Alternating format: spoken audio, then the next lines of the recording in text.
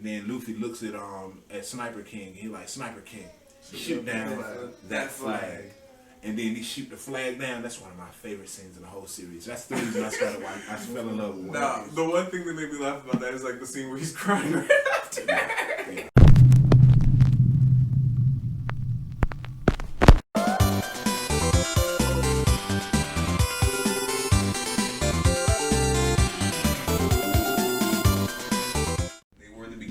Sloppily done like anime fights, because like they even did that for One Punch Man with a lot of his fights, especially in that's season more 2. Studio Pierrot and Mob Psycho. But I think that was more so like the animation style, since it was already kind of like a set standard by that time. That Studio Pierrot, they also did Bleach, and like if you remember the original Bleach anime, not every episode of the original Bleach anime was really good. Yeah, well, like, sometimes the animation was really janky. Yeah. That's what turned a lot of people off. They did the Aizen fight justice when Ichigo snatched him away and said, "Not here." And they did the Ukiura fight. Usually, what an animation company will do, like those episodes that are built up, they're kind of, it's whatever.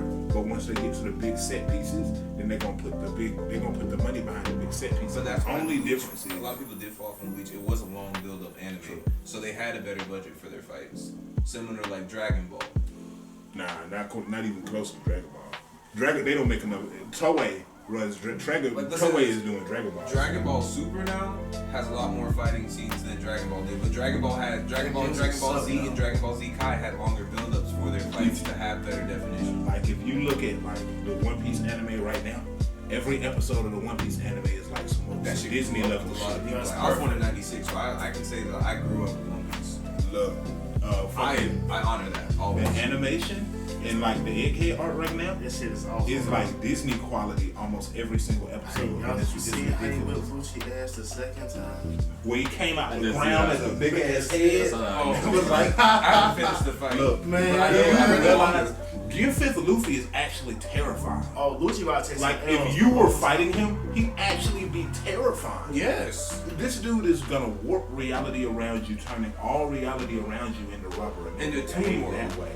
And then we saw him turn his hair into goggles and then hit Rob Lucci ass, and the goggles had like futuristic aspects on it. So does that mean what does that mean? Because he was wearing Egghead's gear. You can think of anything and use it? Remember, but he was wearing Egghead's was it Egghead? What was his name? Vegapunk's. He was wearing Vegapunk's gear before he turned. Right, but remember, he lost the cloak. Remember, he lost the cloak. The cloak that he was wearing, he lost that when he went into Gear 5th. So he wasn't wearing that no more. Think about it like this. Luffy acts dumb, so maybe he understood the concept.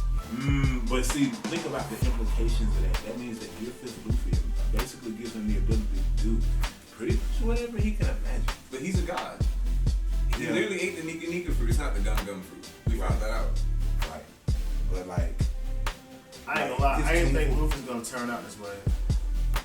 I feel like the fight against Kaido was such a perfect like way of like transitioning Luffy from being like a mid-level pirate to being like, okay, this is how you depict somebody like getting to being like that one. He gets his ass kicked by Kaido, gets killed by Kaido like 4 times. Kaido whoops his ass like 4 times and kills him once. Kizaru kills Ace right in front of him, almost kills him. Right, like. And then Aokiji joined Blackbeard's crew. Yeah, but honestly, I still feel like that Blackbeard's crew don't want no smoke with the Straw Hat. The Straw Hat's been on Egghead Island with all 5 members of the Gorosei in their hybrid forms, and they really kind of showing out. Like keeping them still, like right. Like Sanji just took on a member of the Gorosei, the one with the sword. Sanji just took him on, like, and actually was scoring hits on him. Like, hold on. Not to mention Zoro got his rematch. Right, and Zoro just beat Lucci too, so that means Lucci is not as strong as Luffy's first captain. Whoa, the Straw Hats is actually like nobody in the world noticed while they were moving around. The Straw Hats been low-key becoming overpowered as fuck. They low-key kind of stronger than everybody. Like, and ever since Nami got, what's his name? That little thing? Yeah. Zeus. Yeah. Ever since Whole Cake Island. She became a threat, too. Ever since Whole Cake Island. Ever since she left Weather Island. After the 2-year gap. Yep. She been a threat. When they got to Whole Cake, and, like, you had, like, Brooks stand up to Big Mom, and then Jinbei stands up to Big Mom. I'm like, oh, wait a second, nigga. The Straw Hats kind of. That's not something I would have imagined them doing before. No, I still have Jinbei's scene saved in like my TikTok feeds. That's one of the hardest of One Piece I ever saw. Like, man, what? I ain't scared. He's like one of my favorite Straw Hats at this point in time. Like Jinbei, like Sharp Man, like he's one of my favorites. Man. Brook, for me, is Brook. Brook is my favorite Straw Hat. Brook and Brook and Nico Robin are my favorite Straw Hats.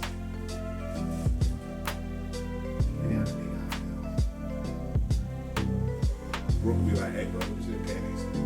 Zoro and Sanji for me in my top two. And you know the funniest thing, I saw the rundown. Have you ever seen the rundown about how like all of Usopp's lies actually came true? Yeah. Usopp overpowered. Way overpowered. I'm gonna tell you, you said a scene that after you got saved. Island, Yeah. that influence he gained. Yeah. That scene that you said, talking about scenes that you got saved, there's a part in Enia's lobby where where they trying to get Robin to come with them, and Robin kind of like shackled, and he say, Robin, I know who your enemies are. And then Luffy looks at Sniper King, and he like, Sniper King, shoot down that flag. And then he shoot the flag down. That's one of my favorite scenes in the whole series. That's the reason I started watching. I fell in love with it. Nah, the one thing that made me laugh about that is like the scene where he's crying right after that. But that's just it's perfect. That's how you get somebody to like your characters. If you're writing a story and you want people to like your characters, that's how you give them a moment to like. But like you gotta think like all the way back up until the Grand War, everybody thought Luffy was stupid, but you gotta remember like when he had even Usopp shoot down the flag, he knew what he was doing because he was raised by his grandfather. He knew the importance of flags. He knew that if I shoot down your flag, that's a declaration of war. But so all that first part of One Piece, everybody thought Luffy was dumb. Just dumb and just strong. And that's my main thing when people say that he's not like growing as a character. I'm like, boy, you haven't read the series. Cause East Blue Luffy versus Luffy by the time he fights Kaido are two totally different. Past the Grand Line, Luffy. Yeah. Past the Grand Line. Luffy becomes a man. Ace Luffy, that's the Sabi Archipelago made him a man. Yeah. And everything from like Fishman Island forward, like the Luffy that fights against like Doflamingo, the Luffy that shows up on Whole Cake Island when he's like begging Sanji not to leave, like Sanji, bro, I'm not gonna eat until you come back. That's all. Like they nail emotional moments. If you are writing and you want to know how to create characters people are going to love, look at One Piece. They nail emotional moments like nobody's business. And I don't think we'll ever get anything like that ever again. Go back to Thriller Bark and like when Kuma is gonna kill Luffy and goddamn Zoro's like, bro, I'll take all this pain. And then like the sun rises and Sanji finds me like ain't nothing happened. And this nigga's he's covered in blood. He still don't know he did that shit. Right. He still doesn't know. Still doesn't know he did that shit for him. That's it. No, actually, it was explained to him sometime later. Was it? If I remember right, in the manga. If so, Luffy hasn't remarked on it. He just know that, hey, that's my boy. I know he got my back. Yeah. But like, no, Sanji found out. I don't think Luffy knows. Yeah, because Sanji was the one that walks up on him. Remember, right. The sun was rising, and Sanji like walks up on him, and he like standing there. And he like, what happened? Like that's such a bad. Like that's how you write your characters, bro. But like it really built, like the storyline really built the bonds for the crew, and like it really shows them growing together as like a like you know how they say like a family. Like how Luffy picked up Zoro for the first time. Cause you gotta draw my book, so I'm saying like. Or damn, really? Just as much. like jumped off. Or my other favorite scene when goddamn they at the slave auction, and like this is another sign that Luffy is growing as a man. Like they at the slave auction and Luffy sees them, like he sees the brutality of the world in real time. He like walks up on the celestial dragon and just shoves his ass. Like they're in there killing him and shit. And that brings out Kizaru, which splits up the Straw Hats. So like things in the world have consequences. You beat up a celestial dragon, And Admiral came out here to fuck you up because of it. Like, but now then in Egghead, you see Luffy with his awakened devil fruit going at Kizaru directly. Like, bruh, you ain't got no smoke for me no more. He got a whole transformation. That shit crazy.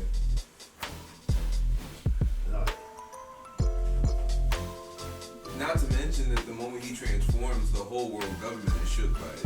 Yeah. Yeah. I don't know. Have y'all read the most recent chapter? No. They said Don't that. spoil it. Oh, you want me to say no? I'm sorry. One Piece is the one thing. I know. One Piece is one of the few things. I'm sorry. I won't spoil you guys.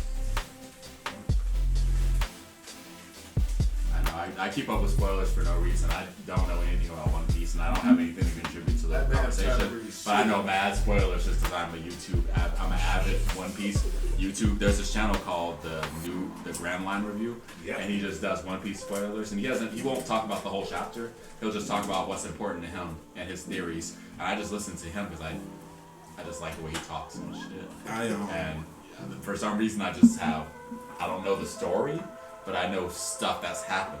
Look, I'm gonna tell you, when I've learned so much about writing stories from reading One Piece, like how to depict certain things, how to, you know what I'm saying, depict certain characters. I've learned so much about story writing from One Piece and the way he approaches characters and the way he approaches situations.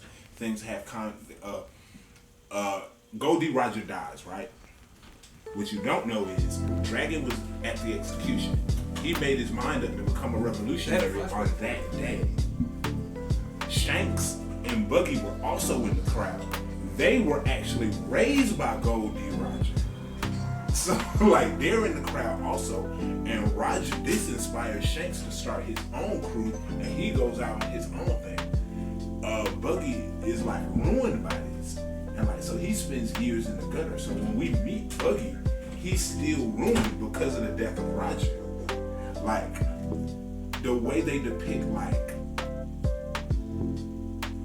what's the word I'm looking for? How actions have consequences. It's dope as fuck. It's really dope. I think. Have you seen like any of like so they have some of the other spoilers on TikTok or like some of the theory-based fans? Have you guys seen the one that's talking about they already knew that the world's water was rising? Yeah. There's hints for that. And they talk about it started like Goldie Roger said what he said to send people out to sea to prepare them for the flood, like the water rising. So that might also be the reason why Shanks' crew don't got no devil fruit. And they actually said that too, and they said that's exactly why Shanks put together a crew because he knew from Goldie Roger, so he put together a crew that would be more able to swim and survive in the water. If so, first off, Oda's really great at foreshadowing anyway. So like, if it's really true that he did foreshadow that from the beginning, it just proves how great of a writer you are. Because that means like he on some Jonathan Hickman shit. Tony Noah. Fantastic Four, X-Men. Where you like, House of X and also Powers of X as well too. He's a beast. House of X is beautiful.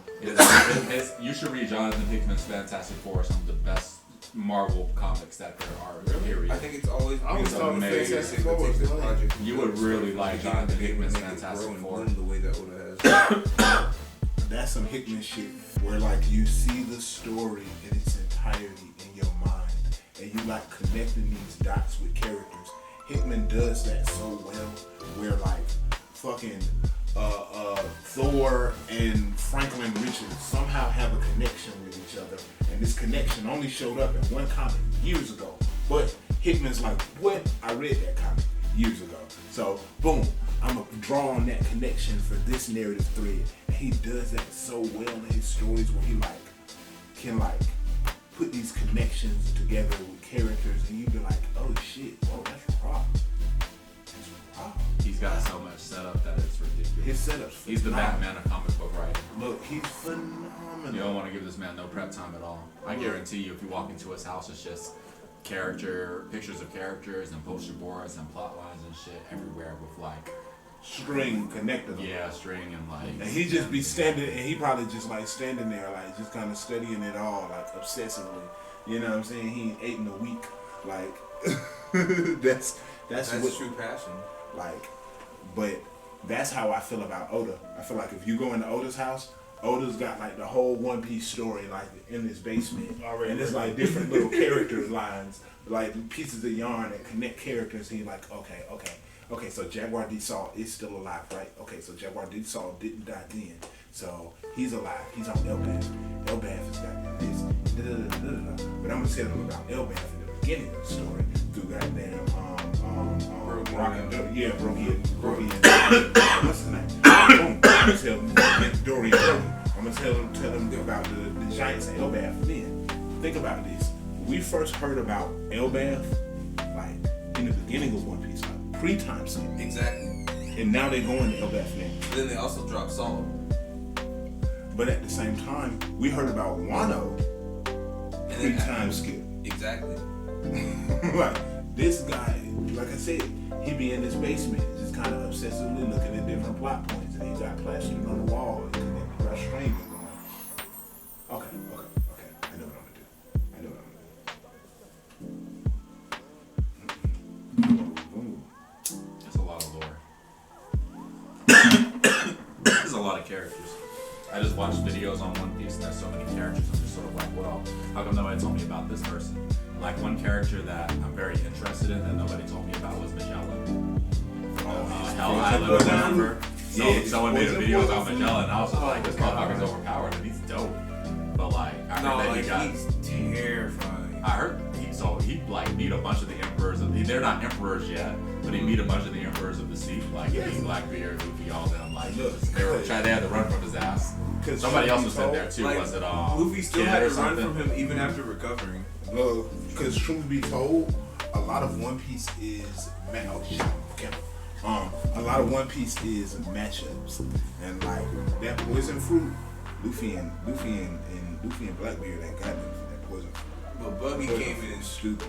That poison fruit is stupid. But, he's such a dope character.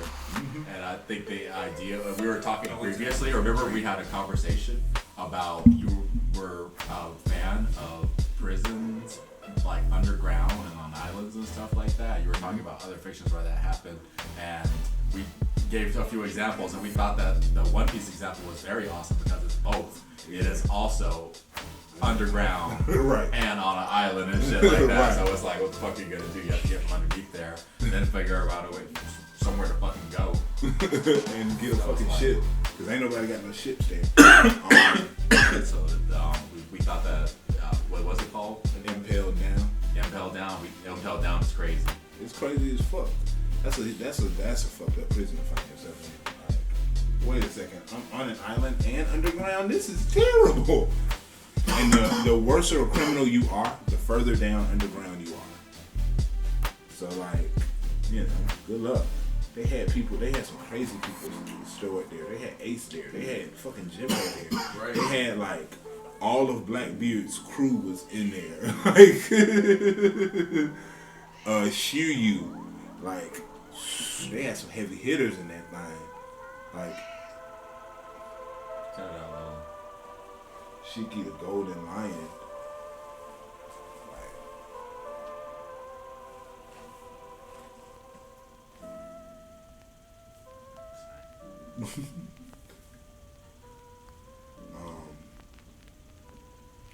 Impale Down is hard though. I agree. That's one of my favorite fruits in the series. The poison fruit is nasty. I love Inaru's fruit, yes, that's a classic. Like if he would have unlocked his fruit and like come back later, he still would have been like at a matchup disadvantage against Luffy, but he'd have been a threat to everybody else. Anybody else that's their ass. Yeah. Period. If you don't got no lightning, if you ain't got no rubber counter, you getting ready to get towed up. Plus, like one thing I've always wanted to see ever since I saw Kizaru was a matchup of him versus him. Light versus lightning.